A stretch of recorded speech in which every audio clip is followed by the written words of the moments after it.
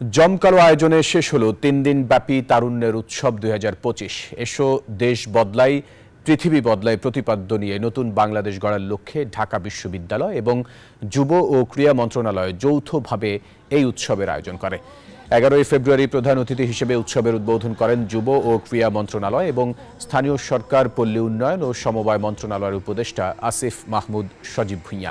উৎসবে চিত্রাঙ্কন প্রতিযোগিতা, তরুণ উদ্যোক্তাদের স্টল, পরিচ্ছন্নতা অভিযান ও বিতর্ক প্রতিযোগিতা এবং সাংস্কৃতিক আয়োজন সহ ক্রীড়া প্রতিযোগিতার আয়োজন করা হয়।